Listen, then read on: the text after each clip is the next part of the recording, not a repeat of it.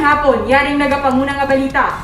Opening salvo pagaywaton subong nga adlaw, agod formal nga buksan ang pagsaulog sang Dinagyang Festival sa syudad sang Iloilo. Alas 4 karon sa hapon, pagaywato ng opening salvo agod formal nga buksan ang pagsaulog sang Dinagyang Festival 2022 sa syudad sang Iloilo.